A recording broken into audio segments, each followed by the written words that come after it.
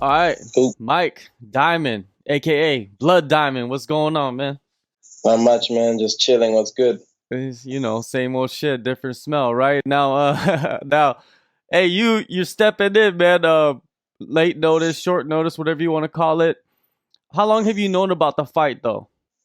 To be honest, I knew about the card itself for quite a long time before they actually had the final names chosen. So it was something I was always interested in, and just because it was on the same weekend as the UFC, I was like, man, I'd like to go on there because it's one of those opportunities. You never know who's watching. I don't know, Dana White could be there, or someone who works in the UFC could be out there watching us fight, and yeah, maybe they see what I've got, and you know, they could pick me or something. So yeah, I knew about the card a while back. But yeah, that's a great mentality, man. Because like you said, it's a big weekend in Auckland. You never know who's gonna be in the crowd, who's watching, who's listening. Whatever's going on, and yeah, you gotta take advantage of that. Now, you replaced Carlos Hicks. What do you think about the matchup, though? Against Dimps. Uh to be honest, met anyone messed up with me, I'm never worried about it. I don't really care who it is. It could have been Dimps, yeah. It could have been, I don't know, Tyron Woodley. Not throwing shades or nothing, but I'm just saying it could be anyone, and I'll be game for it. I would like to show.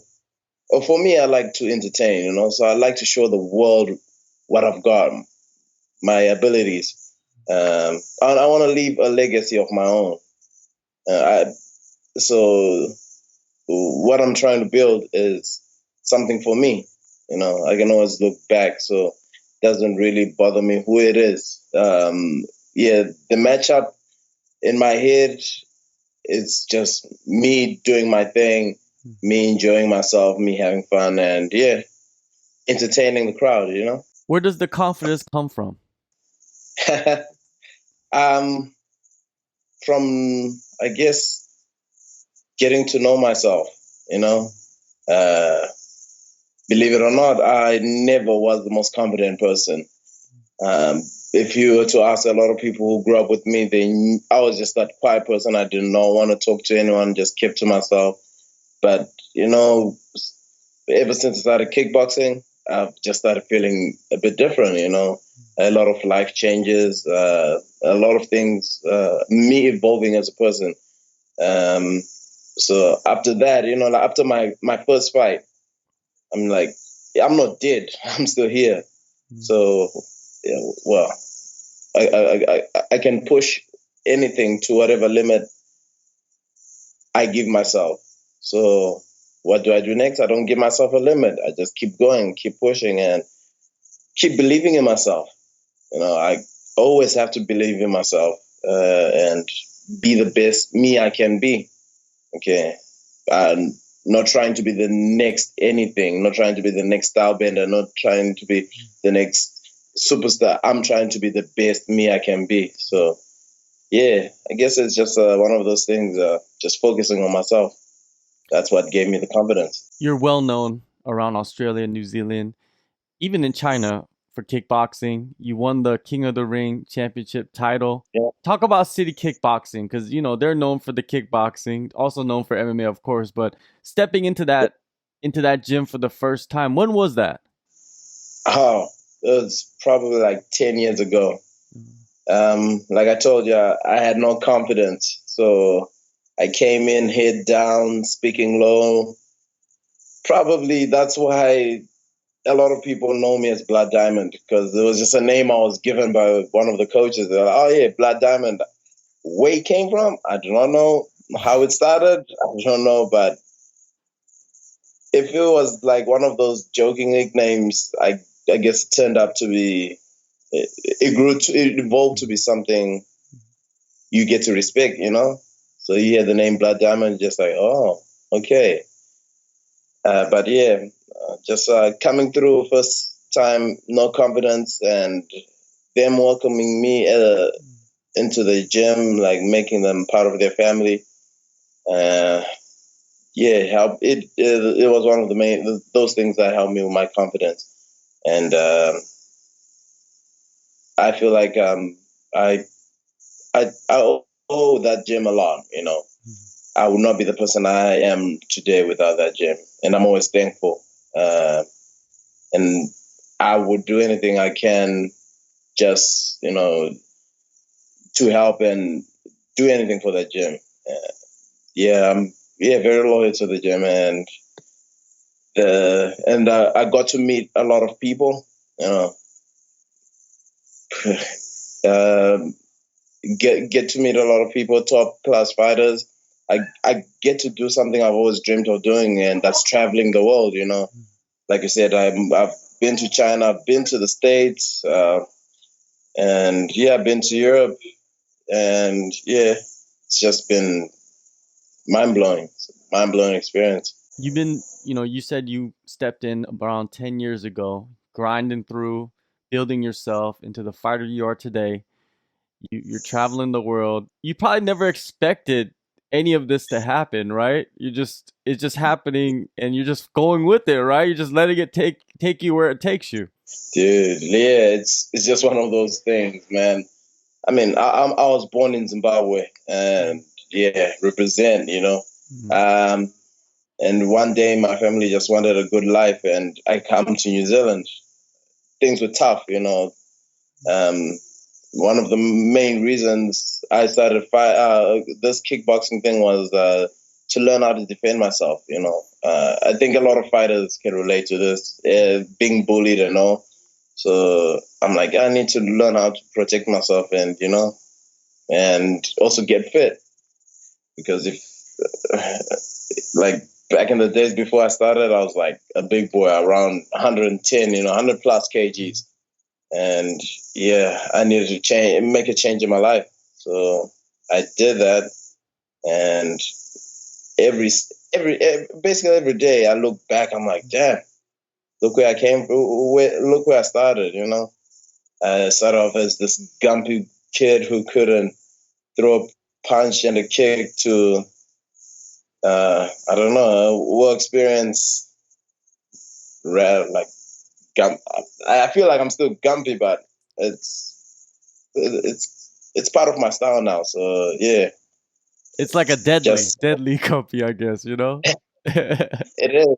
It is. I mean, yeah. If people watch me fight, they know what I'm about. Mm. Yeah. Yeah. Do you want to continue kickboxing and doing the MMA, or are you focused on MMA mostly now? Um, I would say I would still want to do both. Ideally, uh, like I cannot say I'm a complete kickboxer. There's so much I've got to learn, and at the same time, I want to be a better MMA fighter. So I'll let fate take the wheel. If it came to it and I get into the UFC, yeah, that's what was meant to happen. And yeah, if I was meant to do something, I don't know, ONE FC, because they also do kickboxing and MMA. I'm game for that. Bellator as well. I'm open to all these promotions. So I cannot say I just want to do MMA or I just want to do kickboxing. If anything, all I want to do is combat. I love to fight. I Mhm. love it. So yeah, I just want to try be the best me I can be at the end of the day. Last year, you went to Las Vegas for Volkanovski's fight when you won the title, and I saw this picture that you took with you, your teammate Israel, and Francis Ngannou. What does that picture mean to you? Uh, so that picture to me, it means that I can hang with the big dogs. Mhm. Like, I mean, they're human beings at a high level. And well, last I checked, I'm a human being too. So Mhm. yeah, I can hang with them. I can be there. If anything, I will be there. It's just a matter of time. I was talking to the one of the guys I sparred with, UFC fighter Philly, and yeah, we just had a nice light spar. It's just like, man, you got skills, man. In God's time, you'll make it, and that stuck with me. And I'm like, okay, yeah, just everything happens in good time. So I'm not even stressing. Everyone's asking me, when are you gonna be in the octagon? When are you gonna be in the UFC? I'm like, man, everything happens when the time is right. I mean, I cannot predict the future. All I can do is to focus on now, work as hard as I can, and yeah, things will fall in place. Yeah, especially with the name that you have. Once someone hears your name, they're never gonna forget your name. So that's an advantage you have. That's it, and that's it, and I'll carry it to the end. I mean, if I'm in the UFC or anything, I would love what's his name, Bruce Buffer, to just call that name. Just that's it. That's it. Just that blood diamond, and yeah, the world will never forget. Definitely, man. Well, you got to fight, man. February 22nd, only a few days away. Eternal MMA 50, Auckland, New Zealand. Hey, it Uh, seems like you just like it's another day, another dollar, huh? man, light work. People say, "Oh, it's a short notice fight." I'm like, man, I've been ready. I don't sleep on me. I've been ready. I'm always in the trenches with the boys. So yeah, if my opponent is thinking, "Oh yeah, it's gonna be an easy fight," whew, good luck. That's all I gotta say to him. Because yeah, I never stop training. This is my life. I'm always evolving. I'm always getting stronger, getting fitter, more skills. So those who are fortunate enough to experience this, like in person, watching a ton of 50, and they're gonna get a show. Every time I'm in the ring or the cage, I give people something for them to remember. Not just my name this time, but my skills. So yeah, and those who'll be watching on Fight Pass, UFC Fight Pass, they're gonna, yeah. I'm not gonna say much. Just tune in, okay?